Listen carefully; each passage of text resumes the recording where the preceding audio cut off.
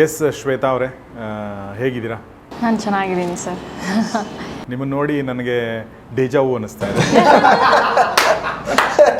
ನಿಮ್ಮ ಥರದ ವ್ಯಕ್ತಿ ಎಲ್ಲೋ ಬಂದಿದ್ದಾರೆ ನಮ್ಮ ಲೈಫಲ್ಲಿ ಅಂತ ಅನ್ಸುತ್ತೆ. ಬಹುಶಃ ಬಂದಿದ್ರೆ ಒಳ್ಳೇದಾಗಿರುತ್ತೆ ಅಂತ ಅನ್ಸುತ್ತೆ. ನಾನೆಲ್ಲ ಟೆಲಿಕಾಸ್ಟ್ ಮಾಡ್ತೀನಿ. ರೊಮ್ಯಾನ್ಸ್ ಮಾಡಲ್ಲ ಅಂತ ನೀವು ಯಾಕೆ ತಪ್ಪು ಗ್ರಹಿಕೆಲ್ಲಿದ್ದೀರಾ? ಮಾತೇ ಆಡಕ್ಕೆ ಹಿಂಜರ್ಕೋತಾರೆ ಅವರು, ಬೇಡ ಅಂತ ಕವಚ ಹಾಕೊಂಡು ಕೂತ್ಕೋತಾರೆ. ರೊಮ್ಯಾನ್ಸ್ ಎಲ್ಲಿ ಮಾಡಿಸ್ತೀನಿ ನಾನು? ರೊಮ್ಯಾನ್ಸಿಗೆ ಮಾತು ಅವಶ್ಯಕತೆ ಇಲ್ಲ. ಅದು ಪುಟ್ಟಗೌರಿ ಮದುವೆ ಹಾಡು ತುಂಬ ಫೇಮಸ್ ಆದಂಥದ್ದು. ಅಂದರೆ ಒಂದು ಹಾಡು ಬರೆದುಕೊಟ್ಟು ಸಾಹಿತ್ಯನ ಅವರು ಓದಿ, ನಾನು ಇದಕ್ಕೆ ಬೆಲೆ ಕಟ್ಟಕ್ಕಾಗಲ್ಲ ಅಂತ ಒಂದು ಬ್ಲ್ಯಾಂಕ್ ಚೆಕ್ ತೆಗೆದು ಎದುರುಗಡೆ ಇಟ್ಟು ಒಂದು ಪೋರ್ಷನ್ ಅಷ್ಟೇ ಡಿಗ್ರಿ ಇರುತ್ತೆ, ಸ್ಮಾಲ್ ಪೋರ್ಷನ್ ಅಷ್ಟೇ. ಓಕೆ, ಅದು ಚಾಲೆಂಜಿಂಗ್ ಇತ್ತಾ ನಿಮಗೆ? ಹಾಂ, ಅಂದರೆ ಲುಕ್ ವೈಸ್ ಚಾಲೆಂಜಿಂಗ್ ಇತ್ತು. ಆಮೇಲೆ ಸ್ವಲ್ಪ ಪುಟ್ಟವನ್ ಆಗಿದ್ವಿ, ಮತ್ತೆ ರೆಡ್ಯೂಸ್ ಮಾಡಬೇಕಾಗಿತ್ತು, ಬಟ್ ಚೆನ್ನಾಗಿತ್ತು. ಹುಡುಗರಿಗೆ ಆ್ಯಕ್ಚುಲಿ ಚಾಲೆಂಜಿಂಗ್ ಇರಲ್ಲ, ಗಡ್ಡ ಮೀಸೆ ತೆಗೆದ್ರೆ ಸಾಕು. ಇಲ್ಲ, ನಾನು ಸ್ವಲ್ಪ ಓವರ್ ವೆಯ್ಟ್ ಆಗಿದ್ದೆ. ಫಸ್ಟ್ ಶಾಟ್ ಇರುತ್ತಲ್ಲ ಪ್ರತಿ ಪಿಕ್ಚರ್ದು, ಒಂಥರ ICUನಲ್ಲಿ ಕರ್ಕೊಂಡು ಹೋದಂಗೆ ಆಗುತ್ತೆ ನನಗೆ. ಇಂಟೆನ್ಸಿವ್ ಕೇರ್ ಯೂನಿಟಿಗೆ ನಾನು ಹಿಂಗೆ ಎಳ್ಕೊಂಡು ಹೋಗ್ತಾ ಇದ್ದಾರೆ.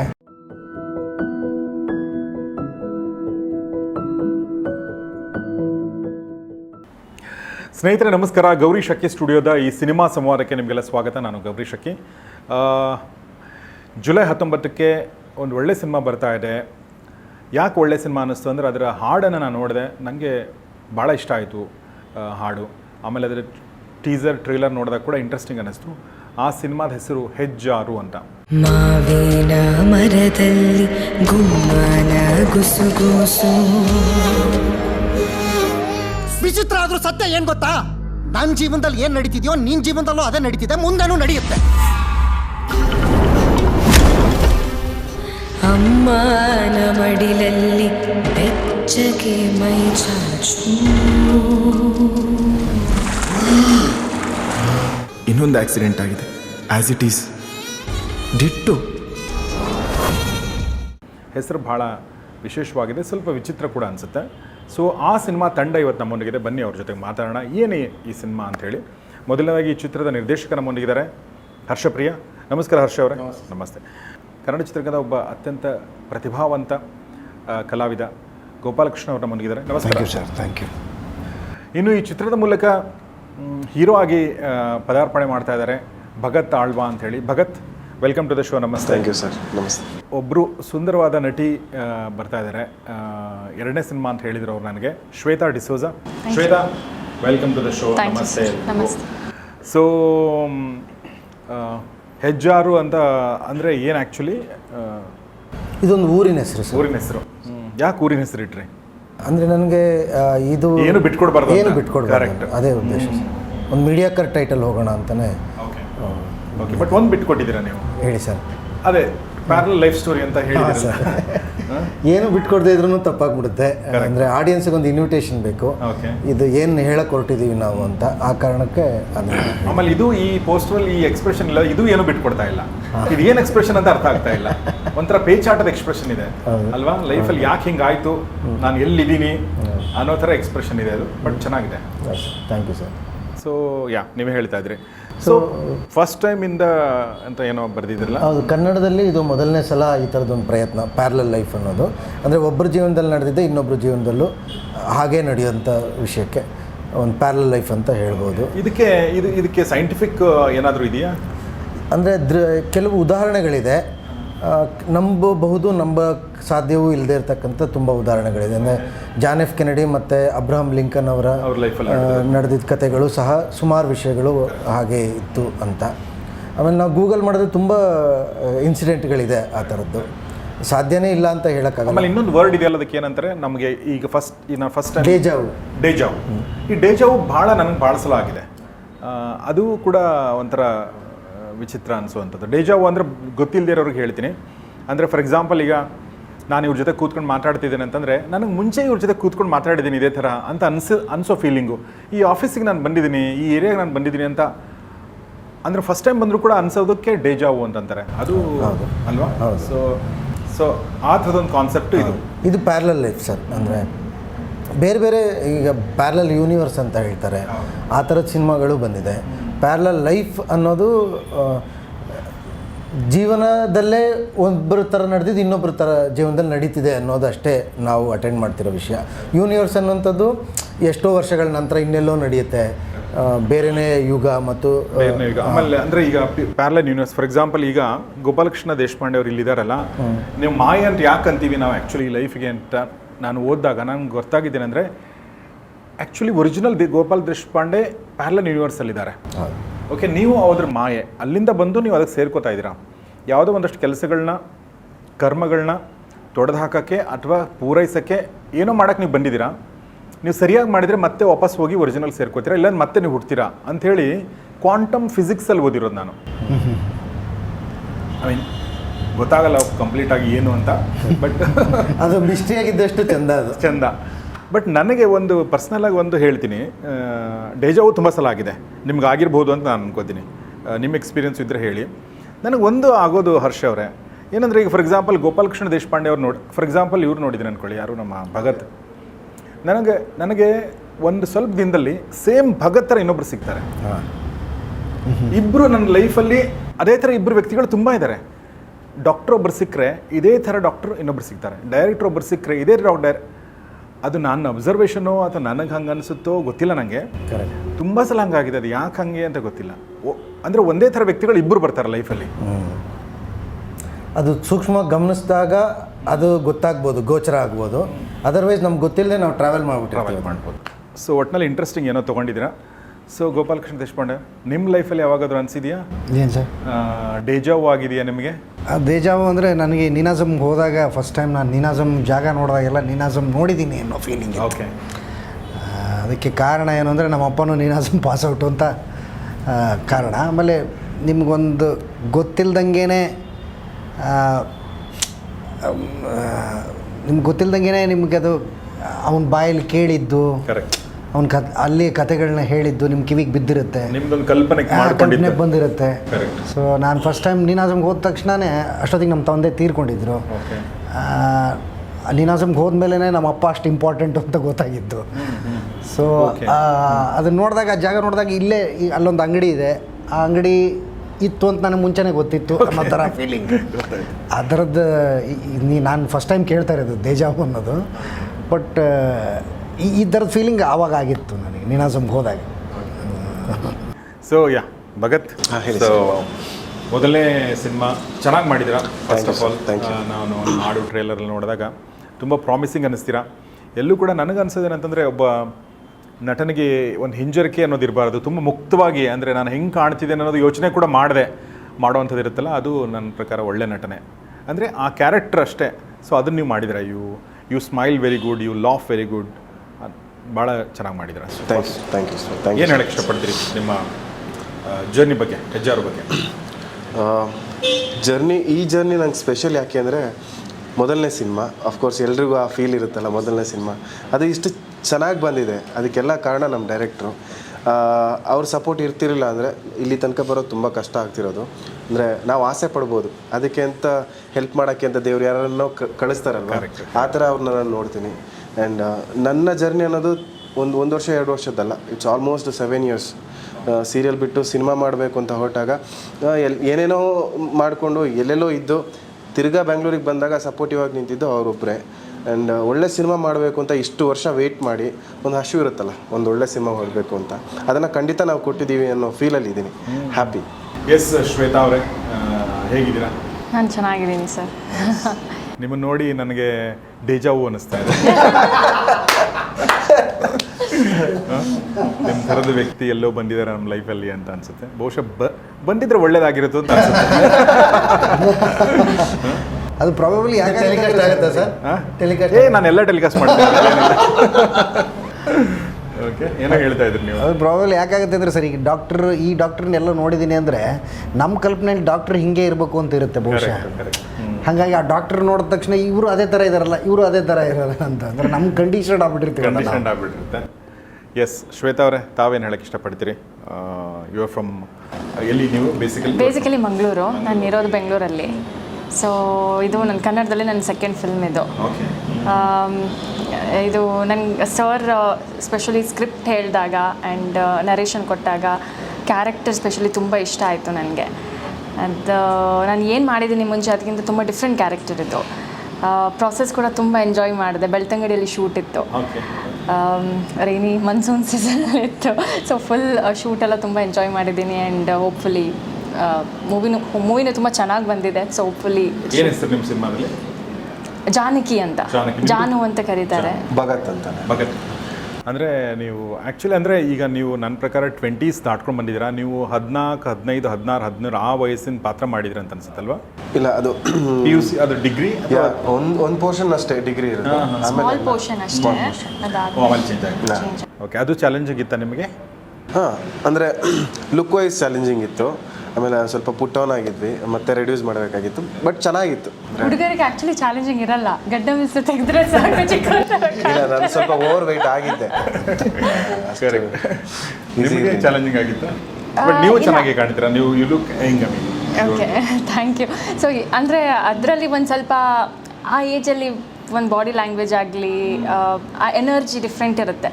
ಸೊ ಅದು may be that is where ಅದು ನನ್ನ ತಲೆಯಲ್ಲಿತ್ತು. ಸೊ ಅದನ್ನ ಯೋಚನೆ ಮಾಡಿ ನಾನು ಇದು ಮಾಡಿದ್ದು. ಆಮೇಲೆ ಇದರಲ್ಲಿ ಆ ಹಾಡಲ್ಲಿ ನಾನೊಂದು ಇಂಟ್ರೆಸ್ಟಿಂಗ್ ನೋಡಿದೆ. ಅಂದರೆ ಒಂದು ಹುಡುಗನಿಗೆ ಇಷ್ಟಪಡೋದು, ಆ ಹುಡುಗನಿಗೆ ಅದು ಗೊತ್ತಿದೆ, ಹೋಗ ಅಂತ ಬೈಯೋದಿದೆಯಲ್ಲ, ಆ ಒಂದು ಚೆನ್ನಾಗಿ ಅನಿಸ್ತು ನನಗದು. ಅಂದರೆ ಕೆಲವೊಂದ್ಸಲ ಏನಾಗುತ್ತೆ, ಈ ಬುದ್ಧಿಗೇಡಿ ಹುಡುಗಿರು ಅಂದರೆ ನಮ್ಗಿಂತ ತುಂಬ ಚಿಕ್ಕವರು ಕ್ರಶ್ ಆಗ್ಬಿಡುತ್ತೆ ನಮ್ಮ ಮೇಲೆ. ನಮ್ಗೆ ಗೊತ್ತು ಈ ಹುಡುಗಿ ಹಿಂಗಾಗಿದೆ ಅಂತ ಹೇಳಿ ಅವಾಗ ನಾವು ಬೈದು ಓಡಿಸ್ತೀವಲ್ಲ, ಆ ಥರ ಇದೆ. ಬಟ್ ನಿಮ್ಮ ಸಿನಿಮಾದಲ್ಲಿ ಬೇರೆ ಇದೆ. That portion is really nice. ನನಗದು ಭಾಳ ಇಷ್ಟ ಆಯಿತು. ನಿಮ್ಮ ಲೈಫಲ್ಲಿ ನಡೆದಿರೋದಾ?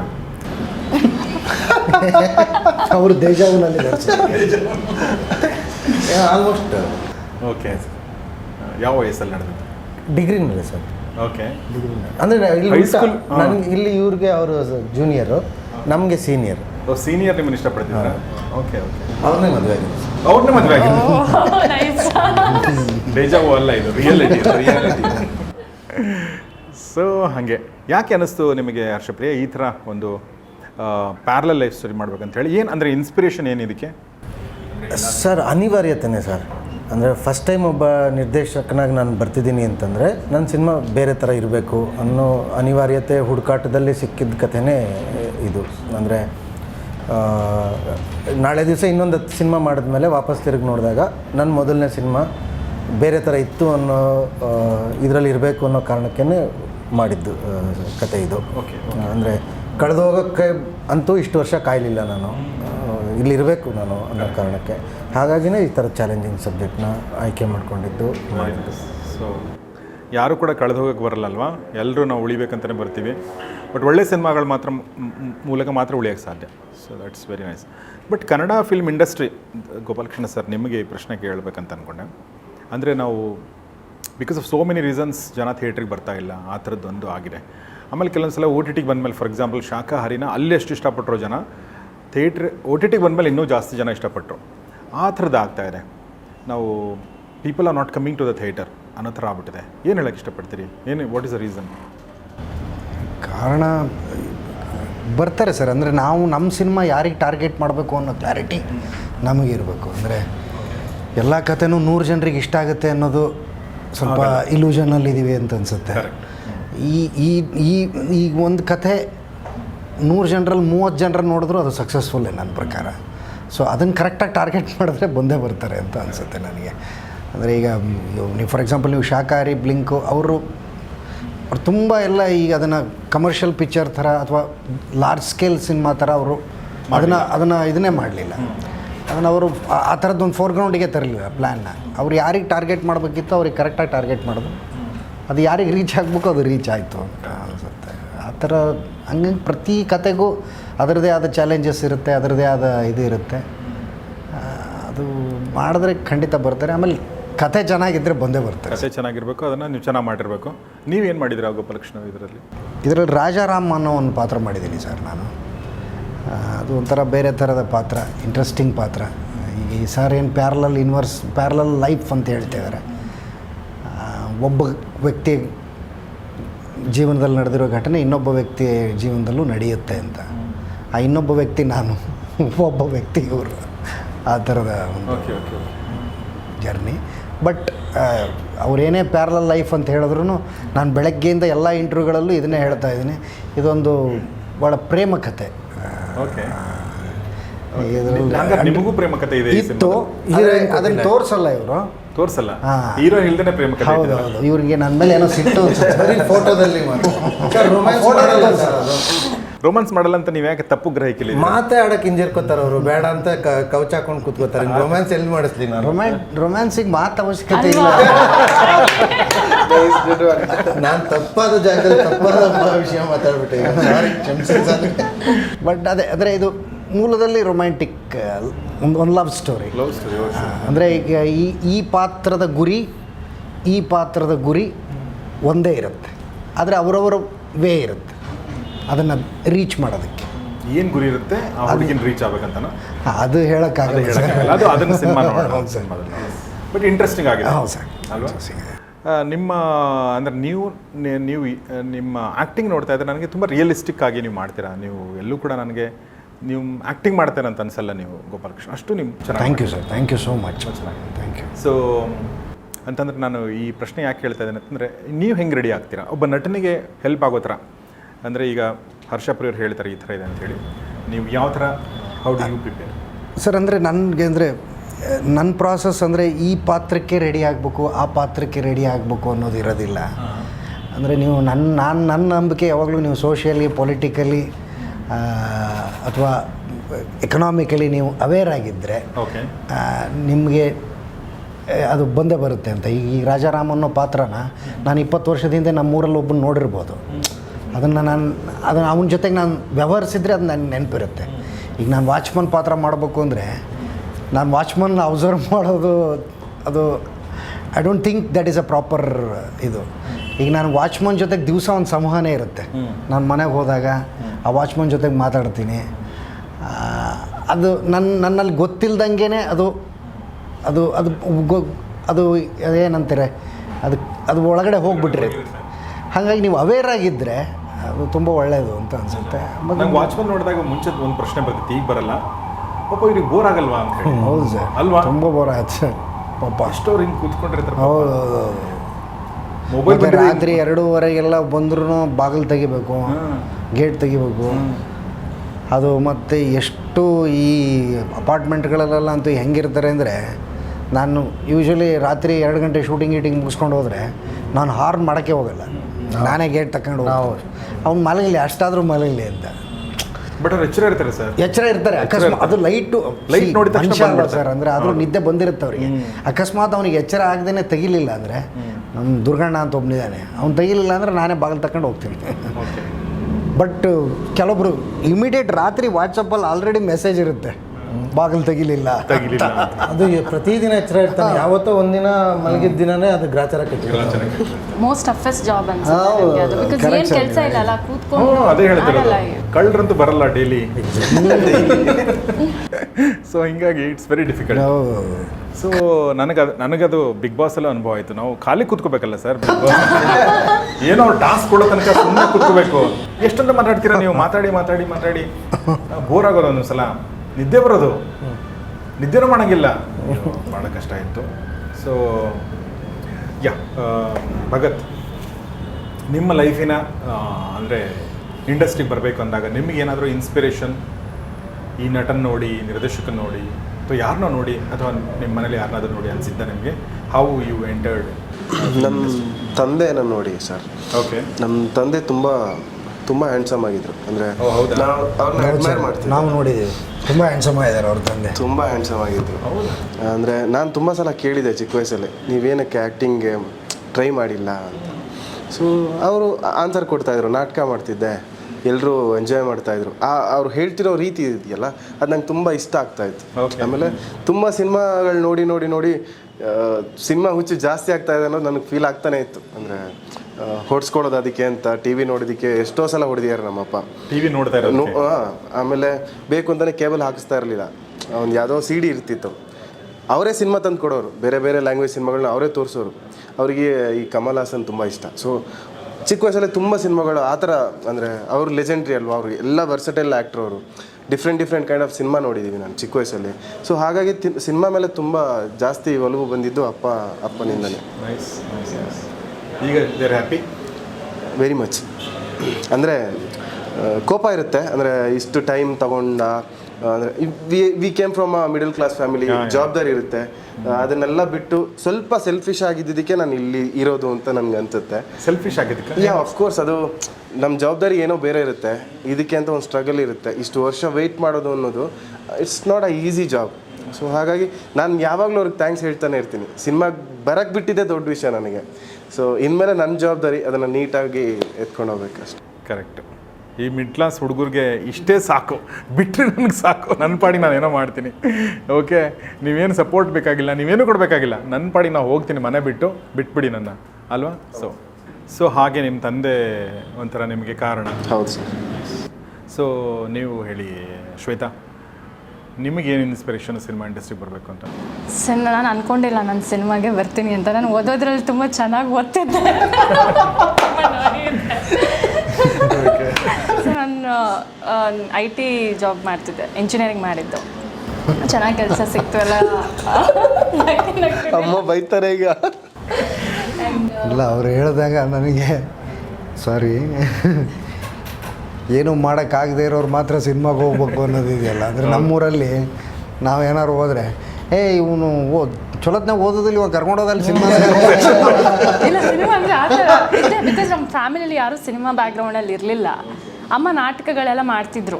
ಹಾಂ, ಥಿಯೇಟರ್ಸ್ ಅಂತಲೂ ಅಲ್ಲ, ಸ್ಕೂಲಲ್ಲೆಲ್ಲ ಮಾಡ್ತಿದ್ರಂತೆ, ಮತ್ತು ಚರ್ಚ್ಗಳಲ್ಲಿ. ಹಾಂ, ಸೊ ಏನಾದರೂ ಫಂಕ್ಷನ್ಸ್ ಇದ್ದರೆ ಅಮ್ಮನಿಗೆ ಕರಿತಿದ್ರು ನಾಟಕ. ಅದು ಒಂದು ನೋಡ್ತಿದ್ದೆ ಅಮ್ಮನ ನಾಟಕ. ಅದು ಬಿಟ್ಟರೆ ಸಿನಿಮಾ ಎಲ್ಲ ಮನೆಯಲ್ಲಿ ಜಾಸ್ತಿ ಇಲ್ಲ. ಸೊ ನಾನು ಬೆಂಗಳೂರಿಗೆ ಬಂದು IT ಕೆಲಸ ಮಾಡ್ತಿದ್ದೆ. ಆವಾಗ ನನ್ನ ಫ್ರೆಂಡ್ ಒಬ್ಬರು ಶಾರ್ಟ್ ಮೂವಿ ಮಾಡಿದರು. ಸೊ ಅವ್ನು ಹೇಳ್ದೆ, ಈ ಥರ ಒಂದು ರೋಲ್ ಇದೆ, ನಿಂಗೆ ಸೂಟ್ ಆಗುತ್ತೆ, ಮಾಡು. ಹ್ಯಾಕರ್ ರೋಲ್ ಅದು. ನಾನು ಇಂಜಿನಿಯರಿಂಗ್ ಮಾಡಿದ್ದಲ್ವಾ, ಓಕೆ ಫೈನ್ ಮಾಡ್ತೀನಿ ಅಂತ. ಯೂಟ್ಯೂಬಲ್ಲಿ ಬರುತ್ತೆ, ಓಕೆ ಫೈನ್ ಟ್ರೈ ಮಾಡೋಣ ಅಂತ ಮಾಡಿದೆ. ಅಲ್ಲಿ ಚೆನ್ನಾಗಿ ರಿವ್ಯೂಸ್ ಬಂತು. ಏನೋ ಒಂದು ಸ್ವಲ್ಪ ನನಗೂ ಬೋರ್ ಆಗಿತ್ತು ಕೆಲಸ ಮಾಡಿಬಿಟ್ಟು IT ಜಾಬ್. ಸೊ ಅದಾದಮೇಲೆ ಆಡಿಷನ್ ಕೊಡೋಕ್ಕೆ ಸ್ಟಾರ್ಟ್ ಮಾಡಿದೆ. ಆ್ಯಂಡ್ ಆಡಿಷನ್ ಕೊಡ್ತಾ ಫಾರ್ಚುನೇಟ್ಲಿ ಮೆಟ್ ರಾಜ್ ಸರ್ ಅಲ್ಲಿ ಆಡಿಷನಲ್ಲಿ, ರಾಜ್ಬಿ ಶೆಟ್ಟಿ ಸರ್. ಸೊ ಅಲ್ಲಿ ನನಗೆ ಆ್ಯಕ್ಟಿಂಗ್ ಕಲಿಬೇಕಿತ್ತು, ಎಲ್ಲಿಂದ ಸ್ಟಾರ್ಟ್ ಮಾಡಬೇಕಂತ ಗೊತ್ತಿರಲಿಲ್ಲ. ಸೊ ಸರ್ನ ಅಪ್ರೋಚ್ ಮಾಡಿದೆ, ವರ್ಕ್ಶಾಪ್ ತಗೊಂಡೆ ಅವ್ರ ಟೀಮ್ ಜೊತೆ ಬಂದು 5-6 ಮಂತ್ಸ್. ಅದಾದಮೇಲೆ ಆಡಿಷನ್ಸ್ ಕೊಟ್ಟು ಅಲ್ಲಿ ನಾನು ಡಿಸೈಡ್ ಮಾಡಿದ್ದು, okay fine, this is my cup of tea ಅಂತ. ನನಗೆ ಒಂದಂತೂ ಕಾನ್ಫಿಡೆನ್ಸ್ ಬಂತು, ನಿಮ್ಮ ಇಬ್ಬರೂ ಒಳ್ಳೆ ಹೀರೋಯಿನ್ ಆಗಿ ಇಂಡಸ್ಟ್ರಿಗೆ ಎಂಟ್ರಿ ಕೊಡ್ತಾರಂತ ನಿಮ್ಮ ಟೀಸರು ಟ್ರೇಲರ್ ನೋಡಿದಾಗ ಅನ್ನಿಸ್ತಾ? ನಿಮಗನ್ನಿಸ್ತಾ? ಹ್ಞೂ ಸರ್, ಖಂಡಿತ ಅನಿಸಿದೆ ಸರ್. ಚೆನ್ನಾಗಿ ಮಾಡ್ತೇವೆ, ಪ್ರೌಡ್ ಫೀಲ್ ಇದೆ. ಅಂದರೆ ಅವನ್ನ ಲಾಂಚ್ ಮಾಡಿದ್ದಾಗಲಿ, ಅವರು ಸಿನಿಮಾದಲ್ಲಿ ಅವ್ರನ್ನ ಚೆನ್ನಾಗಿ ತೋರಿಸಿದ್ದೀನಿ ಅನ್ನೋದಾಗಲಿ, ಗೋಪಾಲಣ್ಣ ನಮ್ಮ ಸಿನಿಮಾದಲ್ಲಿ ಮಾಡಿದ್ದಾರೆ ಅನ್ನೋದಾಗಲಿ, ಎಲ್ಲನೂ ಪ್ರೌಡ್ ಫೀಲ್ ಚೆನ್ನಾಗಾಗಿದೆ. ಓಕೆ, ಬಟ್ ಒಬ್ಬ ಫಸ್ಟ್ ಟೈಮ್ ಡೈರೆಕ್ಟ್ರಿಗೆ ಒಂದಷ್ಟು ಚಾಲೆಂಜ್ಗಳು ಇರ್ತವೆ ಅಲ್ವಾ? ಹೌದು. ನೀವು ಬಟ್ ಸೀರಿಯಲ್ಗಳು ನೀವು ಮಾಡಿದ್ರೆ ಆಲ್ರೆಡಿ. ಹಾಂ, ಅಂದರೆ ಫಿಕ್ಷನ್ ಹೆಡ್ಡಾಗಿ ಕೆಲಸ ಮಾಡಿದ್ದು, ಆ್ಯಂಡ್ ರೈಟರಾಗಿಯೂ ವರ್ಕ್ ಮಾಡಿದ್ರಿಂದ ಗ್ರೌಂಡ್ ವರ್ಕ್ ಗೊತ್ತಿತ್ತು ನನಗೆ. ಬಟ್ ಏನು what is the most challenging thing for first time director? First time director ಅಂತಂದರೆ ಹ್ಯಾಂಡಲಿಂಗ್ ಇದು ಸರ್, ಟೀಮ್ ಹ್ಯಾಂಡಲ್ ಮಾಡೋದೇ ಚಾಲೆಂಜ್ ನನ್ನ ಪ್ರಕಾರ. ಅಂದರೆ ನಿಮಗೆ ನಿಮ್ಮ ಗ್ರೌಂಡಲ್ಲಿ ಏನು ನಡೆಯುತ್ತೆ ಅನ್ನೋದು ನಿಮ್ಗೆ ಗೊತ್ತಿಲ್ಲ. ಇವಂದು ನೀವು ಸ್ಕ್ರಿಪ್ಟಲ್ಲೆಲ್ಲ ತುಂಬ ಚೆನ್ನಾಗಿ ಮಾಡ್ಕೊಂಡಿದ್ರು, ಅಲ್ಲಿ ಹೋದಾಗ ಸಿಚುವೇಶನ್ಸ್ ಎಲ್ಲನೂ ಚೇಂಜಸ್ ಆಗಿಬಿಡುತ್ತೆ. ನಾವು ಅಂದ್ಕೊಂಡಿದ್ದೇ ಒಂದು, ಫ್ರೇಮ್ ಇಟ್ಟಾಗಿ ಕಾಣೋದೇ ಒಂದು ಅನ್ನೋಂಥ ವಿಷಯಗಳಿದೆಯಲ್ಲ, ಇದು ನನ್ನ ಕಲ್ಪನೆಯಲ್ಲಿರೋದನ್ನು ಅದಕ್ಕೆ ಎಲ್ಲರನ್ನೂ ಕರ್ಕೊಂಬಂದು ಅಲ್ಲಿ ನಿಲ್ಲಿಸೋದಿದೆಯಲ್ಲ, ಅದು ಚಾಲೆಂಜಿಂಗ್. ಅದು ಸೆಟ್ ಆಗಿಬಿಟ್ರೆ ಉಳಿದಿದ್ದಂಥದ್ದೇನು ಚಾಲೆಂಜ್ ಇರಲ್ಲ ಅದು, ಅಥವಾ ನನಗಿರಲಿಲ್ಲ. ಬಿಕಾಸ್ ನನ್ನ ಪ್ರೊಡಕ್ಷನ್ ಹೌಸ್ ಸಪೋರ್ಟ್ ತುಂಬ ಸ್ಟ್ರಾಂಗ್ ಆಗಿತ್ತು. ಅವರು ಇವತ್ತಿನ ತನಕ ಸೆಟ್ಟಿಗೆ ಬಂದು ಏನೂ ಕೇಳಲಿಲ್ಲ. ರಾಮ್ಜಿಯವರು ಮೊದಲನೇ ಸಿನಿಮಾ ಇದು. ಅಂದರೆ ಅದೊಂದು ಟ್ರಸ್ಟ್ ಇತ್ತಲ್ಲ, ಅವರು ನೀವು ಮಾಡ್ಕೊಂಬನ್ನಿ ಅಂತ, ಅದೇ ತುಂಬ ಸಪೋರ್ಟ್ ಮಾಡಿದ್ದು ಅಂತ ಅನಿಸುತ್ತೆ. ಹಾಗಾಗಿ ನನಗೆ ಫ್ರೀಡಮ್ ಇತ್ತು ತಪ್ಪು ಮಾಡೋದಕ್ಕೆ. ಆ್ಯಂಡ್ ಸಾರ್ ಇದ್ದಾಗ ಅಂದರೆ ಮೇಜರ್ ಪಾರ್ಟ್ ಅವ್ರದ್ದೇ ಸಿನಿಮಾದಲ್ಲಿ ಅಂತಂದು ಇದ್ದಿದ್ದು. ಈಸ್ ಎ ಪಿಲ್ಲರ್, ಅಂದರೆ ಒಂದು ಸಾರಥಿ ಅಂತ ಅಂದ್ಕೊಳ್ಬೋದು. ಅವರು ಡ್ರೈವಿಂಗ್ ಫೋರ್ಸ್ ಆಗಿರೋದ್ರಿಂದ ಅವ್ರಿಗೆ ಸಬ್ಜೆಕ್ಟ್ ಇಷ್ಟ ಆಯ್ತಲ್ಲ, ಅದು ನನಗೆ ದೊಡ್ಡ ಕಾನ್ಫಿಡೆನ್ಸ್ ಕೊಟ್ಟಿತ್ತು. ಯಾಕೆಂದರೆ ಕ್ಯಾರಿ ಮಾಡಬೇಕಾಗಿರೋದು ಅವ್ರಿಗೆ ಇರಿಸ್ಮುರ್ಸಾದರೆ ಅಥವಾ ಅವ್ರಿಗೆ ಡೌಟ್ಗಳಿತ್ತು ಅಂತಂದರೆ ಏನೂ ವರ್ಕ್ ಆಗೋಲ್ಲ. ಅವ್ರು ಪೂರ್ತಿ ಮನಸ್ಸಿಂದ ಒಳಗೆ ಬಂದ ತಕ್ಷಣ ನನಗೆ ಕಾನ್ಫಿಡೆನ್ಸ್ ಜಾಸ್ತಿ ಆಗೋಯ್ತು. ನನಗೆ ಅನಿಸಿದ ಪ್ರಕಾರ ಫಸ್ಟ್ ಟೈಮ್ ಡೈರೆಕ್ಟರ್ಗೆ ಕತೆ ಆಯ್ಕೆ ಮಾಡೋದ್ರಲ್ಲಿ ದೊಡ್ಡ ಚಾಲೆಂಜ್ ಇರುತ್ತೆ. ಅದು ದಾಟಿದ ಮೇಲೆ ಇರೋದು ಬಂದು ಎಲ್ಲರನ್ನೂ ಒಟ್ಟಿಗೆ ಸೇರಿಸಿ ಪ್ರಾಡಕ್ಟ್ ತೆಗೆಯೋದು challenge. Correct. First time director ಇನ್ನೊಂದು ಚಾಲೆಂಜ್ ಇರುತ್ತೆ. ಯೂಶ್ವಲಿ ಏನಂದರೆ ಅವ್ನು ತುಂಬ ಭಾರ ಹಾಕೊಂಡ್ಬಿಟ್ಟಿರ್ತಾನೆ ತನ್ನ ಮೈ ಮೇಲೆ. ಆಮೇಲೆ ಯೂಶ್ವಲಿ ನಾನು ಭಾಳ ಫಸ್ಟ್ ಟೈಮ್ ಡೈರೆಕ್ಟರ್ ಸಿನಿಮಾ ನೋಡಿರೋದ್ರಿಂದ ನನಗೆ ಅನಿಸುತ್ತೆ ಎಲ್ಲರೂ ಪ್ಲೀಸ್ ಮಾಡೋಕ್ಕೆ ಹೋಗ್ತಾನೆ. ಅಂದರೆ ಎಲ್ಲ ಆಡಿಯನ್ಸ್ನೂ ನಾನು ಪ್ಲೀಸ್ ಮಾಡಬೇಕು, ಎಲ್ಲವನ್ನೂ ಅಂದರೆ ಜಾಸ್ತಿ ವಿಷಯ ಹೇಳಕ್ಕೆ ಹೋಗ್ತಾನೆ, ಅವಾಗೇ ಸಮಸ್ಯೆ ಆಗೋದು. ಅಂದರೆ ನಮ್ಮ ವಿಷಯ ಏನಿದೆ ಅದಕ್ಕೆ ಮಾತ್ರ ನಾವು ಆನೆಸ್ಟ್ ಆಗಿದ್ದುಕೊಂಡು ನಾವು, ಅಂದರೆ ಅದು ತುಂಬ ಇಂಪಾರ್ಟೆಂಟ್. ಅಂದರೆ ಈ ವಿಷಯಕ್ಕೆ ಸಂಬಂಧಪಡದೇ ಇರುವಂಥ ಯಾವ ಎಲಿಮೆಂಟು ಬೇಕಾಗಿಲ್ಲ ನಿಮ್ಮ ಸಿನಿಮಾದಲ್ಲಿ, ಜಸ್ಟ್ ಬಿಕಾಸ್ ಅದು ಅವ್ರಿಗೆ ಇಷ್ಟ ಆಗುತ್ತೆ ಅಥವಾ ಅದು ಅನ್ನೋದು. ಸೊ ಅದನ್ನು ನೀವು ಆ ಪ್ರೆಷರ್ ಇರುತ್ತೆ ಸರ್, ಅದು ಖಂಡಿತ ಇರುತ್ತೆ. ಅಂದರೆ ನಾವು ತಪ್ಪು ಮಾಡೋ ಚಾನ್ಸಸ್ಗಳಿರುತ್ತೆ. ಅದು ನಮ್ಮ ಜೊತೆ ಇದ್ದವ್ರು ಯಾರಾದರೂ ಅದನ್ನು ಪಾಯಿಂಟ್ ಮಾಡಿ ಹೇಳಿದಾಗ ನಮ್ಗೆ ಅಕ್ಸೆಪ್ಟ್ ಮಾಡ್ಕೊಳ್ಳೋ ಮನಸ್ಥಿತಿ ಇದ್ದರೆ ಸರಿ ಹೋಗುತ್ತೆ, ಅದು ಅದರ್ವೈಸು ಕಷ್ಟ. ಬಟ್ ಫಸ್ಟ್ ಟೈಮ್ ಡೈರೆಕ್ಟರ್ ಜೊತೆ ಮಾಡುವಾಗ ನಿಮಗೇನು ಚಾಲೆಂಜಸ್ ಇತ್ತು ಅಥವಾ ನಿಮ್ಗೆ ಅನಿಸ್ಲಿಲ್ಲ ಫಸ್ಟ್ ಟೈಮ್ ಡೈರೆಕ್ಟರ್ ಅಂತ? ಇಲ್ಲ, ನಮ್ಗೆ ಅನಿಸಿಲ್ಲ ಸರ್. ಮೇನ್ ಅವ್ರದ್ದು ಪ್ಲಸ್ ಪಾಯಿಂಟ್ ಏನಂದರೆ ಇವಾಗ ಎಕ್ಸ್ಪೀರಿಯನ್ಸ್ ಡೈರೆಕ್ಟರ್ಸ್ ತುಂಬ ಸ್ಟ್ರೆಸ್ಡ್ ಔಟ್ ಆಗ್ತಾರೆ, ಬಟ್ ತುಂಬ ಕಾಮ್ ಆಗಿದ್ರು. ನಮಗೆ ಫಸ್ಟ್ ಟೈಮ್ ಅಂತ ಅನಿಸಿಲ್ಲ ಅವ್ರ ಜೊತೆ ಕೆಲಸ ಮಾಡೋದು. ಈ ವಾಸ್ ವೆರಿ ಕಾಮ್. ಏನಿದ್ರು ಕ್ಲಿಯರಾಗಿ ಹೇಳ್ತಿದ್ರು, 10 ಸಲ ಕೇಳಿದ್ರು he was ready to tell us okay ಈ ಥರ ಅಂತ. So we never felt like ಅವ್ರ ಫಸ್ಟ್ ಟೈಮ್ ಹಂಗಂಗೆ ಅನಿಸ್ತು. ಇವಾಗ ನೋಡೋಕೆ ಸೀರಿಯಸ್ ಕಾಣಿಸ್ತಾರೆ, ಬಟ್ ತುಂಬ ಸ್ಪೇಸ್ ಕೊಟ್ಟಿದ್ದಾರೆ ನಮಗೆ. ಅಂದರೆ ಪ್ರೆಷರ್ ಹಾಕಿ ಇದೇ ಥರ ಬರಬೇಕು, ಹಿಂಗೆ ಮಾಡುವಂತ ಯಾವತ್ತೂ ಹೇಳಲೇ ಇಲ್ಲ. Freedom actually. ಸೆಟ್ಟಲ್ಲಿ ತುಂಬ ಕಾಮ್ ಇತ್ತು, ನಮಗೂ ಅದು ಆ್ಯಕ್ಟ್ ಮಾಡೋಕೆ ಒಂದು ವೈಬ್ ಇತ್ತು, ಏನು ಕಷ್ಟ ಅನಿಸಿಲ್ಲ.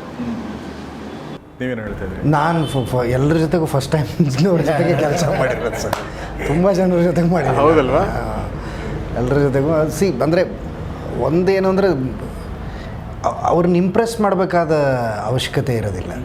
ಅಂದರೆ ಈಗ ನಾನು ಈ ಒಂದು ಶಾರ್ಟ್ ಮಾಡಿ ಈಗ ಹರ್ಷ ಸರ್ನ ನಾನು ಇಂಪ್ರೆಸ್ ಮಾಡಲೇಬೇಕು ಅನ್ನೋ ಧಾವಂತ ನಮಗೂ ಇರೋದಿಲ್ಲ. ಆ ಧಾವಂತ ಇರದೇ ಇದ್ದಾಗಲೇ ಏನಾದರೂ ಹ್ಯಾಪನ್ ಆಗುತ್ತೆ ಅನ್ನೋದು ನನ್ನ ನಂಬಿಕೆ. ಸೊ ಆ ಥರದ್ದೊಂದು ಸ್ಪೇಸ್ನ ಇವ್ರು ಕಟ್ಕೊಡ್ತಾಯಿದ್ರು. ಅವ್ರು ಬಹುಶಃ ನಾನು ಸಿಟ್ಟಿಗೆದ್ದಿದ್ದೇ ನೋಡಿಲ್ಲ ಅನ್ಸುತ್ತೆ, ಯಾವತ್ತೂ ಸಿಟ್ಟು ಮಾಡ್ಕೊಳ್ಳೇ ಇಲ್ಲ. ನಮ್ಗೆ ಗೊತ್ತಾಗ್ತಿತ್ತು, ಸಾರಿ ಟು ಕಂಟಿನ್ಯೂ, ನಮ್ಗೆ ಗೊತ್ತಾಗ್ತಿತ್ತು ಓಕೆ ಫೈನ್, ಇವಾಗ ಒಂದು ಶಾರ್ಟ್ ಆದಮೇಲೆ ಇವ್ರ ಎಕ್ಸ್ಪ್ರೆಷನ್ ನೋಡಿದ್ಮೇಲೆ ಓಕೆ ಇನ್ನೊಂದು ಮಾಡ್ತೀನಿ ಸರ್ ಇಟ್ಸ್ ಓಕೆ ಅಂತ ಗೊತ್ತಾಗ್ತಿತ್ತು. ಅವ್ರು ಹೇಳ್ಬೇಕಂತ ಇರಲಿಲ್ಲ. ತೀರಾ ಅಂದರೆ ಅದನ್ನು ತುಂಬ ಹರ್ಟ್ ಆಗಂಗೆ, ಅಂದರೆ ನಿಮಗೆ ಏನೋ ಬೇಜಾರು ಮಾಡುವ ಥರದ್ದು ಎಕ್ಸ್ಪ್ರೆಷನ್ ಏನೋ ಇರ್ತಿರಲಿಲ್ಲ. ಬಟ್ ಅದೇ ಅವ್ರು ನನಗೆ ಅನಿಸಿದ್ದು ಅಂದರೆ ನಿಮಗೆ ಅದೇ ನಾನು ಯಾವುದೋ ಆಗಲೇ ಹೇಳ್ತಿದ್ನಲ್ಲ, ನಿಮ್ಗೆ ಯಾವ ಸ್ಪೇಸಲ್ಲಿ ತಪ್ಪು ಮಾಡೋದಕ್ಕೆ ಆಸ್ಪದ ಇದೆಯೋ ಆ ಸ್ಪೇಸ್ ಏನೋ ಹ್ಯಾಪನ್ ಆಗುತ್ತೆ ಅಲ್ಲಿ, ಆ ಸ್ಪೇಸಲ್ಲಿ ಒಳ್ಳೆಯದಾಗತ್ತೆ. ನನಗೆ ಅವರು ವರ್ಕ್ ಸ್ಟೈಲಲ್ಲಿ ಇಷ್ಟ ಆಗೋದೇನೋ, ಇವನಿಗೆ ಒಬ್ಬನಿಗೆ ಸರ್ ಹೊಡಿತಾ ಇದ್ದಿದ್ದವರು. ಅದು ಅಂದರೆ ನಮ್ಮ ಬಾಂಡಿಂಗ್ ಬೇರೆ ರೀತಿ ಇದೆ, ಹೊಡಿಬೋದು ಏನು ತೊಂದರೆ ಇಲ್ಲ. ಮಾಡಿದ್ರಿ ಅಲ್ಲ, ಅವ್ರದ್ದು ನನಗೆ ಇಷ್ಟ ಆಗುವಂಥ ಕ್ಯಾರೆಕ್ಟರ್ ಏನು ಅಂದರೆ ಸುಸ್ತು ಅಂತ ಆಗೋದೇ ಇಲ್ಲ. ಅವರು ನನಗೆ ಸಾಕು ಮುಗೀತು ಅನ್ನೋ ಮೈಂಡ್ ಸೆಟ್ಟಿಗೆ ಬರೋದೇ ಇಲ್ಲ. ಟೈಮ್ ಡ್ಯೂರೇಷನ್ನ ಅವರು ಒಂದು ಗೇಜ್ ಮಾಡೋದೇ ಇಲ್ಲ. ಕೆಲಸ ಆಗಬೇಕು ಗುರು, ನಂಗೆ ಹೆಂಗಾರು ಸರಿ ಕೆಲಸ ಆಗಬೇಕು, ಅದು ಡೆಡಿಕೇಶನ್ ನಂಗೆ ತುಂಬ ಇಷ್ಟ. ಅವರು ಈ ಧಾರಾವಾಹಿಯಿಂದ ಬಂದ ಒಂದು ಪ್ರಭಾವ ಅನ್ಸುತ್ತಲ್ವಾ, ಧಾರಾವಾಹಿ ಲೋಕದಿಂದ ಬಂದವರು ತುಂಬ ಕೆಲಸ ಮಾಡ್ತಾರೆ ಅವರು. ಈ ಸಿನಿಮಾದವ್ರು ಏನಾಗುತ್ತೆ, ತುಂಬ ಆ್ಯಕ್ಚುಲಿ ಕಂಪೇರಿಂಗ್ ಟು ಧಾರಾವಾಹಿ, ಸಿನಿಮಾದವ್ರು ಕಡಿಮೆ ಕೆಲಸ ಮಾಡ್ತಾರೆ, ರಿಲ್ಯಾಕ್ಸ್ ಜಾಸ್ತಿ ಆಗ್ತಾರೆ ಮತ್ತು ಕಡಿಮೆ ದಿನಗಳಲ್ಲಿ ಮುಗಿದೋಗುತ್ತೆ. ಬಟ್ ಧಾರಾವಾಹಿದು ಹಂಗಲ್ವಲ್ಲ, ಕಂಟಿನ್ಯೂಸ್ ಆಗಿರುತ್ತೆ. ನಾವು ಯಾವಾಗಲೂ ಆ್ಯಕ್ಟಿವ್ ಆಗಿರ್ಬೇಕು ಸರ್. ಅಂದರೆ ಇವತ್ತು ನೈಟ್ ಒಂದು 10 ಸೀನ್ ಕೊಟ್ಟು ಬಂದಿದ್ದೀನಿ, ಬೆಳಗ್ಗೆ ಏನು ಕೆಲಸ ಇಲ್ಲ ಅಂತ ಅಂದ್ಕೊಂಡ್ರೆ ಬೆಳಗ್ಗೆನೇ ಫೋನ್ ಬರುತ್ತೆ, ಆರ್ಟಿಸ್ಟ್ ಇವ್ರಿಗೆ ಹುಷಾರಿಲ್ಲ, ಅಲ್ಲಿಗೆ ಹೋಗಿದ್ದಾರೆ, ಲೊಕೇಶನ್ ಇದು ಚೇಂಜ್ ಆಗಿದೆ ಅಂತಂದರೆ we have to sit and write and send. As a writer ನನಗಾಗಿರೋ ಎಕ್ಸ್ಪೀರಿಯೆನ್ಸು. ಅದಾದಮೇಲೆ ನಂಗೆ ತುಂಬ ಹೆಲ್ಪ್ ಆಗಿದ್ದು ಚಾನಲಲ್ಲಿ ವರ್ಕ್ ಮಾಡಿದ್ದು. ಬೀಯಿಂಗ್ ಎ ಫಿಕ್ಷನ್ ಮ್ಯಾನೇಜರ್, ನನಗೆ ಅದು 1000 ಕೆಲಸಗಳದು. ಒಂದು 10 ಶೋಗಳು ನಡೀತಿದೆ ಅಂದರೆ 10 ಪ್ರೊಡ್ಯೂಸರು, 10 ಡೈರೆಕ್ಟರು, 10 ಕ್ಯಾಮ್ರಾಮನ್ನು, 10 ಸೀರಿಯಲ್ಗಳ ಆರ್ಟಿಸ್ಟ್ಗಳು, ಜೊತೆಯಲ್ಲಿ ಚಾನಲಲ್ಲೂ ಮಾರ್ಕೆಟಿಂಗ್ ಟೀಮ್ ಅಂತೆ, OAP ಪ್ರೋಮೋ ಟೀಮ್ ಅಂತೆ, 1000 ಜನಗಳ ಜೊತೆ ದೈನಂದಿನ ಇದು ನಡೀತಾನೆ ಇರುತ್ತೆ. ನಾವು ಎಲ್ಲ ಕಡೆ ನಮ್ಮ ಒಳಗಿನ ಅಗ್ರೆಷನ್ನೇ ತೋರಿಸ್ಕೊಂಡಿರೋಕ್ಕಾಗಲ್ಲ. ಒಬ್ರನ್ನ ಪ್ರೈಸ್ ಮಾಡಬೇಕು, ಒಬ್ರನ್ನ ಸಮಾಧಾನ ಮಾಡಬೇಕು, ಮಧ್ಯಸ್ಥಿಗೆ ವಹಿಸಿ ಕೆಲಸ ಮಾಡಬೇಕು. ಇದೆಲ್ಲ ತುಂಬ ಹೆಲ್ಪ್ ಮಾಡ್ತು ಅಂತ ಅನ್ಸುತ್ತೆ ನನ್ನನ್ನು ನಾನು ರೂಪಿಸ್ಕೊಳ್ಳೋಕ್ಕೆ. ಬಟ್ ನೀವು ಅಷ್ಟು ಸೀರಿಯಲ್ಗಳ ಮಧ್ಯೆ ಮಾಡುವಾಗ ನಿಮಗೆ ಕನ್ಫ್ಯೂಷನ್ ಆಗಿರಲ್ಲ, ಅವ್ರ ಡೈಲಾಗ್ ಇವ್ರ ಡೈಲಾಗ್? ಇಲ್ಲ ಸರ್. ಆಮೇಲೆ ನಿಮಗೆ ಬರೆದು ಎಕ್ಸಾಸ್ಟ್ ಆಗಲಿಲ್ವಾ ನೀವು? ಅದಕ್ಕೆ ಬಿಟ್ಟಿದ್ದು ಸರ್. ಅಂದರೆ ಸೀರಿಯಲ್ನ ಬಿಟ್ಟು ಹೊರಗೆ ಬಂದುಬಿಟ್ಟೆ, ಸಿನಿಮಾಗೆ ಹೋಗೋಣ ಅಂತ. ಟಕ್ಕಂತ ರಾಘವ್ ಸರ್ ಕರೆದ್ರು, ರಾಘವೇಂದ್ರ ಹುಣಸೂರು ಅವ್ರದ್ದು. ಅಂದರೆ ಚಾನಲ್ದೊಂದು ಎಕ್ಸ್ಪೀರಿಯೆನ್ಸ್ ಇದೆ, ಅದನ್ನು ಮಾಡುವಂತ ನನಗೂ ಎಕ್ಸೈಟಿಂಗ್ ಅನ್ನಿಸ್ತು. ಅಂದರೆ ನಮಗೆ ಗೊತ್ತಿರೋ ಹಾಗೆ ಈ ಚಾನಲ್ಗಳನ್ನು ಹೊರಗಿನವರು ಬಂದು ಅದನ್ನು ಕಂಟ್ರೋಲ್ ಮಾಡಿ ಮತ್ತು ಅದನ್ನು ನಡೆಸಿ ಇರುತ್ತೆ. ಅಂದರೆ ಇಲ್ಲಿನ ಮಣ್ಣಿನ ಸೊಗಡನ್ನು ಹಿಡಿಯೋದಕ್ಕೆ ಸೋತಿರ್ತಾರೆ ಒಂದೊಂದು ಸಲ. ನಮ್ಮವರು ಅಂದರೆ ಪರಮ್ ಸರ್ ಆಗಲಿ ರಾಘವ್ ಸರ್ ಆಗಲಿ ಕಾಮನ್ ಮ್ಯಾನ್ ಥರ ಫೀಲ್ ಆಗ್ತಾರೆ. ಅವ್ರು ಬಂದು 2 ಚಾನಲ್ನ ಅಷ್ಟು ದೊಡ್ಡದಾಗಿ ಕಟ್ಟಿದ್ದಾರೆ ಅಂತಂದಾಗ ಅದೊಂದು ಪ್ರಾಸೆಸ್ಸಲ್ಲಿ ಏನೋ ಮಾಡಿದ್ದಾರೆ ಅವರು. ಅವ್ರ ಜೊತೆನಲ್ಲಿ ಕರೆದು ಬಾ ಅಂತಂದಾಗ ನನಗೆ ಚಾಲೆಂಜಿಂಗ್ ಅನ್ನಿಸ್ತು. ಹಾಗಾಗಿ ನಾನು ಅವ್ರ ಜೊತೆ ಹೋದೆ. 2 ವರ್ಷ ಅಂದ್ಕೊಂಡು ಹೋಗಿದ್ದು 5 ವರ್ಷ ಅವ್ರ ಜೊತೆನಲ್ಲಿ ಇದ್ದು ಮತ್ತೆ ಸಾಕಾಯಿತು ಅನಿಸಿತ್ತು ಸಿನಿಮಾಗಳು. ಕರೆಕ್ಟ್ ಟೈಮ್ ಬಂದಿದ್ದೀರ ಅನ್ಸುತ್ತೆ. ಸೊ ಹಾಗೆ ನಾವು ಹೆಜ್ಜಾರು ಸಿನಿಮಾದ ಬಗ್ಗೆ ಮಾತಾಡ್ತಾ ಇದ್ವಿ. ಸೊ 19ನೇ ತಾರೀಕಿಗೆ ರಿಲೀಸ್ ಆಗ್ತಾ ಇದೆ. ಸೊ ಇತ್ತೀಚೆಗೆ ಸುಮಾರು ಸಿನಿಮಾಗಳು ರಿಲೀಸ್ ಆದವು ಕನ್ನಡ ಸಿನಿಮಾ ಇಂಡಸ್ಟ್ರಿನಲ್ಲಿ. ನಾನು ಒಂದು ಪ್ರಶ್ನೆ ಕೇಳ್ತೀನಿ, ಲಾಸ್ಟ್ ಸಿನಿಮಾ ಯಾವ್ದು ನೋಡಿದ್ದು ನೀವು? ಕನ್ನಡದಲ್ಲ, ಒಂದು ಸರಳ ಪ್ರೇಮ ಕಥೆ. ಒಂದು ಸರಳ ಪ್ರೇಮ ಕಥೆ, ನೈಸ್ ಮೂವಿ. ನೀವು? ಶಾಕಾಹಾರಿ. ಶಾಕಾಹಾರಿ. ನೀವು ನೋಡ್ತೀರಾ ಬರೀ ಮಾಡ್ತೀರಾ?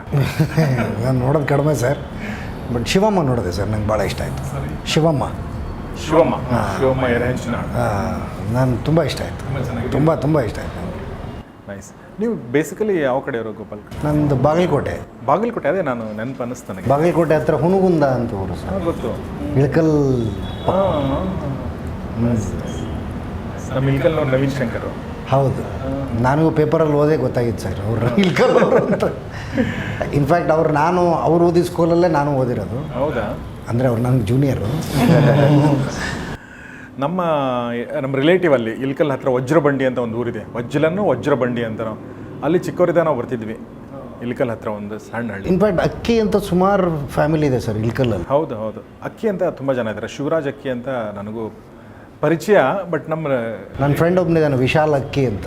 ಅವನು ನನಗೆ ಬರೀ 7th ಸ್ಟ್ಯಾಂಡರ್ಡಿಂದನೂ ಫ್ರೆಂಡ್ ಅವನು.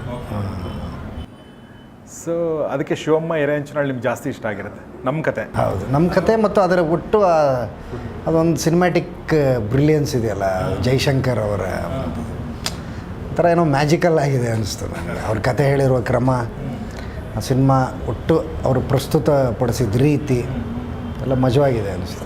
Very nice. ಸೊ ಫೈನಲ್ ಆಗಿ ಈ ಸಿನಿಮಾಗೆ ಹಿಂದಿರುವಂಥ ಒಬ್ಬ ಶಕ್ತಿ ಅಂದರೆ ರಾಮ್ಜಿ ಅಂತ ನಾನು ಅನ್ಕೋತೀನಿ. ನಾನು ಇದೇ ಫಸ್ಟ್ ಟೈಮ್ ಅವ್ರನ್ನ ನೋಡಿರೋದು. ಇದಕ್ಕಿಂತ ಮುಂಚೆ ಒಂದು ಸಲ ಮೀಟ್ ಮಾಡಿದ್ದೀನಿ, ನನಗೆ ನೆನಪಿರಲಿಲ್ಲ, ಅವ್ರು ಹೇಳಿದರು. ಬಟ್ ನಾನು ರಾಮ್ಜಿ ಅಂತಂದಾಗ ನಾನು ಅಲ್ಲಿ ಬಿಗ್ ಬಾಸಲ್ಲಿ ಕೇಳಿದೆ ಫಸ್ಟ್ ಟೈಮ್, ರಾಮ್ಜಿ ಪ್ರೊಡಕ್ಷನ್ ಅಂತ ಯಾವುದು ಬೃಂದಾವನ. ನಾನು ಯಾರೋ ರಾಮ್ಜಿ ಅಂದರೆ ವಯಸ್ಸಾದವರು. ಆಮೇಲೆ ನೋಡಿದ್ರೆ is very Young and very passionate Guy. So ಅವ್ರ ಬಗ್ಗೆ ಏನು ಹೇಳಕ್ಕೆ ಇಷ್ಟಪಡ್ತೀರಿ? ಸರ್, ನನಗೆ ಅವರು ಎಲ್ಲ ಧಾರಾವಾಹಿಗಳಿಗೂ ನಾನು ಟೈಟಲ್ ಟ್ರ್ಯಾಕ್ ಬರಿತಾ ಇದ್ದೆ. ಅದು ಬೇರೆ ಥರದೇ ಒಂದು ಬಾಂಡ್ ನನಗೂ. ಟೈಟಲ್ ಟ್ರ್ಯಾಕ್ ಅಂದರೆ ಹಾಡು, ಸೀರಿಯಲ್ಗಳ ಹಾಡು. ಪುಟ್ಟಗೌರಿ ಮದುವೆಯಿಂದ ಈಗಿನ ರಾಮಾಚಾರಿ ಸೀರಿಯಲ್ ತನಕ ಟೈಟಲ್ ಟ್ರ್ಯಾಕ್ಗಳು ನಾನೇ ಅದು ಪುಟ್ಟಗೌರಿ ಮದುವೆ ಹಾಡು ತುಂಬ ಫೇಮಸ್ ಆದಂಥದ್ದು. ಅದಕ್ಕೆ ಆ ಹಾಡಿಗೆ ಅವ್ರು ಕೊಟ್ಟಂಥ ರೆಸ್ಪೆಕ್ಟು ಇವತ್ತಿನ ತನಕ ನನಗೆ ಎಲ್ಲೂ ಸಿಗಲಿಲ್ಲ. ಅಂದರೆ ಒಂದು ಹಾಡು ಬರೆದುಕೊಟ್ಟು ಸಾಹಿತ್ಯನ ಅವ್ರು ಓದಿ ನಾನು ಇದಕ್ಕೆ ಬೆಲೆ ಕಟ್ಟೋಕ್ಕಾಗಲ್ಲ ಅಂತ ಒಂದು ಬ್ಲ್ಯಾಂಕ್ ಚೆಕ್ ತೆಗೆದು ಎದುರುಗಡೆ ಇಟ್ಟು ಏನು ಬರ್ಕೊಳ್ತೀರೋ ಬರ್ಕೊಳ್ಳಿ ಅಂತ. ಅಂದರೆ ದಟ್ ಮಚ್ ರೆಸ್ಪೆಕ್ಟ್ ಈ ಗಿವ್ಸ್ ಫಾರ್ ದ ಕ್ರಿಯೇಟಿವಿಟಿ ಅಥವಾ ಕಂಟೆಂಟ್ ಅನ್ನೋದು. ಆ ಕಾರಣಕ್ಕೇ ಬಹುಶಃ ನಾನು ಅವ್ರ ಹತ್ರ ಬಂದಿದ್ದು. ಮತ್ತು ಅವರು ಈ ಕಥೆನ ಒಪ್ಕೊಂಡು, ನೀನು ಎಲ್ಲೂ ಕಷ್ಟಪಡಬೇಡ, ನನಗೆ ಗೊತ್ತು ನೀನು ಆಸೆ ಪಟ್ಟಿದ್ಯಾ ಸಿನಿಮಾ ಮಾಡಬೇಕು ಅಂತ. ಅಷ್ಟು ಈಸಿ ಅಲ್ಲ ಅದು ಹೊರಗಡೆದು. ದುಡ್ಡು ಕಾಸಿನ ವಿಷಯ ಅನ್ನೋ ಟೆನ್ಷನ್ ಇಟ್ಕೊಂಡ್ರೆ ನೀನು ಈ ಸಿನಿಮಾ ಮಾಡೋಕ್ಕಾಗಲ್ಲ. ಅದ್ರದ್ದೇನಿದೆಯೋ ಅದನ್ನು ನಾನು ನೋಡ್ಕೊಳ್ತೀನಿ. ಇದು ಸಿನಿಮಾ ಆಗಬೇಕು, ಇದನ್ನು ನೋಡಬೇಕು ಜನ, ನಾನು ಮಾಡ್ತೀನಿ ಅಂತ. ಅಂದರೆ being A director and producer, ಅವ್ರು ಮನಸ್ಸು ಮಾಡಿದರೆ ಅವ್ರ ಮೊದಲನೇ ಸಿನಿಮಾ ಅವರೇ ಮಾಡ್ಕೊಳ್ಬೋದಿತ್ತು. ಕರೆಕ್ಟ್. ದೊಡ್ಡ ಸ್ಟಾರದ್ದು ಇದು ಮಾಡ್ಬೋದಿತ್ತು. ಇದಕ್ಕೆ ಇನ್ವೆಸ್ಟ್ ಮಾಡಿ ಪ್ರೊಡ್ಯೂಸರ್ ಆಗಿ ಬಂದಿದ್ದು ದೊಡ್ಡ ಪ್ಲಸ್ಸು ಸಿನಿಮಾಗೆ. ಆ್ಯಂಡ್ ಈಗಲೂ ಅಷ್ಟೇ, ಅಂದರೆ ಈ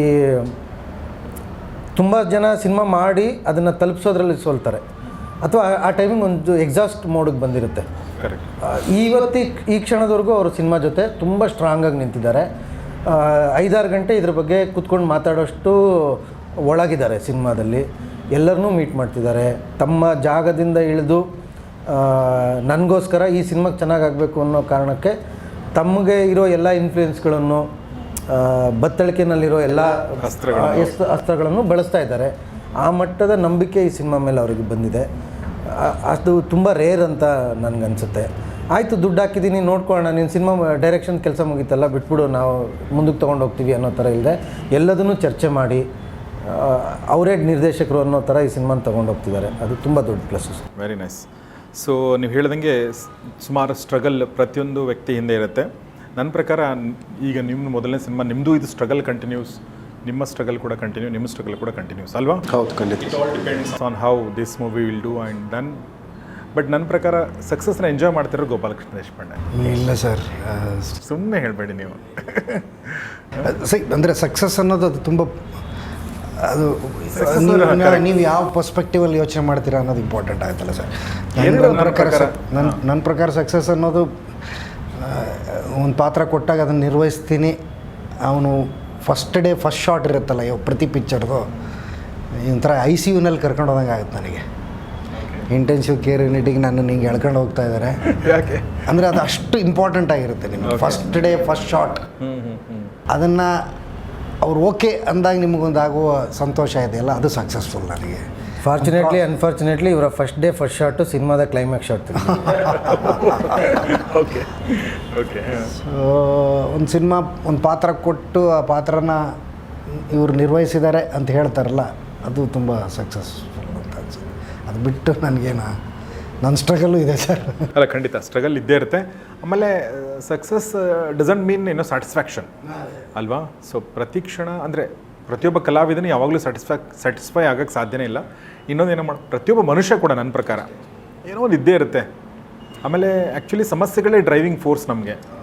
ಜೀವಂತ ಇರೋ ಕಾರಣನೇ ಸಮಸ್ಯೆಗಳು. ಅಂದರೆ ಯಾವುದೋ ಒಂದು ಸಮಸ್ಯೆ ಅಂದರೆ ಯಾವುದೋ ಒಂದು ಪ್ರಶ್ನೆ ಈಡೇರಿಸಲಾಗದ ಒಂದು ವಿಷಯ, ಅದು ನಮ್ಮನ್ನು ಕರ್ಕೊಂಡು ಹೋಗ್ತಾ ಇರುತ್ತೆ ಅಂತ ಅನ್ಸುತ್ತೆ. ಆ್ಯಂಡ್ ಈ ಜರ್ನಿ ಆಮೇಲೆ ಸಿಗಲ್ಲ, whatever process we are going through. So I think everything it's quite a journey, but it's nice. ನನಗನ್ಸೋದು ಸರ್, ಇವಾಗ ಸಿನಿಮಾ ಮಾಡಬೇಕು, ಹೀರೋ ಆಗಬೇಕು, ಪೋಸ್ಟರ್ಸ್ ಎಲ್ಲ ಆ ಕಡೆ ಬೀಳಬೇಕು ಅನ್ನೋದು ಆಸೆ ಇರುತ್ತೆ. ಆಗ್ತಾ ಇದೆ, ನಾನು ಇದನ್ನು ಎಂಜಾಯ್ ಮಾಡಬೇಕು. ಇವಾಗ ನೆನ್ನೆ ಪೋಸ್ಟರ್ ಹಾಕ್ತಾಯಿದ್ರು ದೊಡ್ಡದಾಗಿ ಬ್ಯಾನರ್. ಎಷ್ಟು ವರ್ಷದ ಕನಸಿದು, ನಾನು ಸುಮ್ಮನೆ ನೋಡ್ತಾ ಇದ್ದೀನಿ, ನನಗೇನು ಅನ್ನಿಸ್ತಾನೆ ಇಲ್ಲ. ಆಮೇಲೆ ನನಗೆ ನಾನೇ ಹೇಳ್ಕೊಂಡೆ, ಇದಕ್ಕೆ ತಾನೇ ನೀನು ಆಸೆ ಪಟ್ಟಿದ್ದು, ಇವಾಗ ಎಂಜಾಯ್ ಮಾಡಿ ಇದನ್ನು. ಫಸ್ಟು ಸಕ್ಸಸ್ ಆಗಲಿ, ಸಿನಿಮಾ ಹಿಟ್ ಆಗಲಿ, ಫ್ಲಾಪ್ ಆಗಲಿ, ಅದು ಜನರಿಗೆ ಬಿಟ್ಟಿರೋದು. ಅಟ್ಲೀಸ್ಟ್ ಇದನ್ನು ಎಂಜಾಯ್ ಮಾಡು ಅಂತ ನಾನು 2-3 ಡೇಸಿಂದ ತುಂಬ ಎಂಜಾಯ್ ಮಾಡ್ತಾ ಇದ್ದೀನಿ. ಹ್ಯಾಪಿ. ಆ್ಯಂಡ್ ಶೂಟಿಂಗ್ಗೆ ಖುಷಿಯಾಗಿ ಹೋಗೋದಿದೆ ಅಲ್ವಾ, ಮತ್ತು ವಾಪಸ್ ಬರೋದು, ಅದು ತುಂಬ ಮಜಾ ಕೊಡುತ್ತೆ ಆ್ಯಕ್ಚುಲಿ. ಸೊ ಹಾಗೆ ಅಂದರೆ ಒಂದು ಮೈಲಿಗಲ್ಲು ದಾಟಿದ ತಕ್ಷಣ ಇನ್ನೊಂದೇನೋ ಕಾಣಿಸುತ್ತೆ, ಅದನ್ನು ನಾವು ಕಾಯ್ತಿರ್ತೀವಿ ಆ ದೃಷ್ಟಿಯಿಂದ. ಬಟ್ ಇದು ಒಂದು ಮೈಲಿಗಲ್ಲೇ ನಿಮ್ಮ ಲೈಫಲ್ಲಿ. ಸೊ ಎಲ್ರಿಗೂ ಸಕ್ಸಸ್ ಸಿಗಲಿ. ಸಕ್ಸಸ್ ಅಂದರೆ ಸರ್ ಹೇಳಿದ ಹಾಗೆ, ಅಂದರೆ ಒಂದು ಒಳ್ಳೆ ಶಾಟ್ ಕೊಟ್ಟಾಗ ಒಂದು ಚೆನ್ನಾಗಿದೆ ಅಂತ ಅನ್ನೋದಿದೆಯಲ್ಲ, ಅಲ್ಲಿಂದ ಶುರುವಾಗಿ. ಮತ್ತು ಅಂದರೆ ಯಾಕೆ ನಾನು ಸಕ್ಸಸ್ಫುಲ್ ಅಂತಂದರೆ, ಈಗ ಟ್ಯಾಲೆಂಟ್ ಅನ್ನೋದು ಓಕೆ ಎಲ್ಲರಲ್ಲೂ ಇರ್ಬೋದು, ಓಕೆ, ಬಟ್ ಅದಕ್ಕೊಂದು ಅವಕಾಶ ಅಂತ ಇರುತ್ತಲ್ಲ, ಅದು ತುಂಬ ಕಡಿಮೆ ಜನ. ಸೊ ಆ ದೃಷ್ಟಿಯಿಂದ ನಾನು ಹೇಳಿದೆ, ನಿಮಗೆ ತುಂಬ ಒಳ್ಳೆಯ ಅವಕಾಶ ಸಿಗ್ತಾ ಇದೆ, ಅದು ಹಾಗೆ ಕಂಟಿನ್ಯೂ ಆಗಲಿ. ಬಿಕಾಸ್ ನನಗನ್ಸುತ್ತೆ ಇವತ್ತು ನಾನು ಒಂದು 2-3 ಜನ ಒಳ್ಳೆ ನಟರನ್ನ ಭೇಟಿಯಾದೆ ಇವತ್ತೇ. ಪ್ರಶಾಂತ್ ಸಿದ್ಧಿ ಇರ್ಬೋದು, ಅಶ್ವಿನ್ ಹಾಸನ್ ಇರ್ಬೋದು, ಅಥವಾ ನಮ್ಮ ಸಲ್ಮಾನ್ ಅಂತ ಒಬ್ಬರು ಆ್ಯಕ್ಟರ್ ಇದೆಲ್ಲ ಅವ್ರು ಇರ್ಬೋದು. ಅವ್ರಿಗೆಲ್ಲ ಅಂದರೆ ನಾನು ಹೇಳೋದು, ಎಷ್ಟು ಟ್ಯಾಲೆಂಟೆಡ್ ಆ್ಯಕ್ಟರ್ಗಳಿದ್ದಾರೆ. ಒಳ್ಳೆ ನಿರ್ದೇಶಕರು ಅವ್ರನ್ನ ಚೆನ್ನಾಗಿ ಬಳಸ್ಕೊಳ್ಳೋಕ್ಕೆ ಸಾಧ್ಯ ಆಗುತ್ತೆ. ಸೊ ಕನ್ನಡ ಫಿಲ್ಮ್ ಇಂಡಸ್ಟ್ರಿ ಕೂಡ ಆ ನಿಟ್ಟಿನಲ್ಲಿ ಅಂದರೆ ಕಥೆನೇ ಇಂಪಾರ್ಟೆಂಟು, ಅದೇ ಆತ್ಮ ಅನ್ನೋದು ಈಗ ರಿಯಲೈಸ್ ಆಗಿದೆ ಅಂತ ಅನ್ಸುತ್ತೆ. ಯಾಕಂದರೆ ಇತ್ತೀಚೆಗೆ ಒಳ್ಳೆ ಸಿನಿಮಾಗಳು ಬರ್ತಾ ಇದೆ. ಸೊ ಆ ದೃಷ್ಟಿಯಲ್ಲಿ ಹೆಜ್ಜಾರು ಕೂಡ ಹಂಗಾಗುತ್ತೆ ಅಂತ ಅನ್ಕೋತೀನಿ. Thank you sir. All the best ನಿಮಗೆ. ಥ್ಯಾಂಕ್ ಯು. ಹರ್ಷಪ್ರಿಯ ಮೊದಲನೇ ಸಿನಿಮಾ, ಹೀಗಾಗಿ ಇನ್ನೂ ಹೆಚ್ಚು ಇಂಪಾರ್ಟೆಂಟ್ ಆಗುತ್ತೆ ನಿಮಗೆ. ಆಲ್ ದ ಬೆಸ್ಟ್ ನಿಮಗೆ. And Shweta D'Souza, all the best. Thank you sir. Thank you very much. All the best. Thank you. And Bhagat, ತುಂಬ ಥ್ಯಾಂಕ್ಸ್ ನಿಮಗೂ ಕೂಡ. ಒಳ್ಳೆಯದಾಗಲಿ. Gopalakrishna sir, thank you sir. Thank you very much. Thank you sir. It's been ನಿಮ್ಮನ್ನು ನೋಡೋಕೆ ಯಾವಾಗಲೂ ಖುಷಿ ಆಗುತ್ತೆ. Thank you sir. Thank you. ಯಾವ್ದು ಹೇಳಿ, ಅಂಜುಬುರ್ಕ್ ಇನ್ಸ್ಪೆಕ್ಟರ್ ಆಗಿದ್ದೀರಲ್ಲ, ಗರುಡ ಗಮನ ಅದಿರ್ಬೋದು, ಹರೀಶ್ ಅಡ್ವರ್ಗೆ ಇರ್ಬೋದು, ಶಾಖಾಹಾರಿ ಇರ್ಬೋದು, ಎಲ್ಲ ನಿಮ್ಗೆ ನೋಡೋದು ಖುಷಿ ಆಗುತ್ತೆ. Thank you sir. Thank you so much. ಒಳ್ಳೆಯದಾಗಲಿ ಇಡೀ ತಂಡಕ್ಕೆ, ರಾಮ್ಜಿ ಅವ್ರಿಗೆ ಒಳ್ಳೆಯದಾಗಲಿ. ಸೊ ಸ್ನೇಹಿತರೆ, ಹೆಜ್ಜಾರು ಅನ್ನೋ ಸಿನಿಮಾ 19ನೇ ತಾರೀಕಿಗೆ ಜುಲೈ 19ಕ್ಕೆ ಬರ್ತಾ ಇದೆ. ಇದ್ರ ಟ್ರೇಲರ್ಗಳನ್ನ, ಟೀಸರ್ಗಳನ್ನ ನೋಡಿದರೆ ಒಂದು ಒಳ್ಳೆ ಕಥೆನ ಇಟ್ಕೊಂಡು, ಒಂದು ಒಳ್ಳೆ ತಂಡವನ್ನು ಕಟ್ಕೊಂಡು ಅದನ್ನು ಹೇಳಕ್ಕೆ ಬರ್ತಾ ಇದ್ದಾರೆ ಅಂತ ಅನಿಸುತ್ತೆ. ಸೊ ಅವರು ಏನು ಅಂದ್ಕೊಂಡಿದ್ದಾರೆ ಅದು ನಿಮಗೆ ರೀಚ್ ಆಗಲಿ, ಮತ್ತು ಅವ್ರು ಅಂದ್ಕೊಂಡಿರೋ ರೀತಿ ಅದು ಹೊರಗಡೆ ಅದು ಜನರಿಗೆ ತಲುಪಲಿ. ನಿಮ್ಗೆ ತಲುಪಿದಾಗ ಅದನ್ನು ದಯವಿಟ್ಟು ನಿಮ್ಮೆಲ್ಲ ಸ್ನೇಹಿತರೊಂದಿಗೆ ಶೇರ್ ಮಾಡಿ. ಒಳ್ಳೆ ಸಿನಿಮಾ ನಿಮಗೆ ಅನಿಸಿದರೆ ಅದನ್ನು ನಿಮ್ಮ ಸ್ಟೇಟಸ್ಗಳಲ್ಲಿ ಹಾಕ್ಕೊಳ್ಳಿ, ನಮ್ಮ ಕಮೆಂಟ್ ಬಾಕ್ಸಲ್ಲಿ ತಿಳಿಸಿ ಅಂತ ಹೇಳ್ತಾ ಇವತ್ತಿನ ಈ ಎಪಿಸೋಡ್ ಮುಗಿಸ್ತಾ ಇದ್ದೀನಿ. ನೋಡ್ತಾ ಇರಿ ಗೌರಿ ಶಕ್ತಿ ಸ್ಟುಡಿಯೋ, ನೋಡ್ತಾ ಇರಿ ಕನ್ನಡ ಸಿನಿಮಾಗಳನ್ನ ನೋಡಿ. Hejjaru on July 19th. ನಮಸ್ಕಾರ.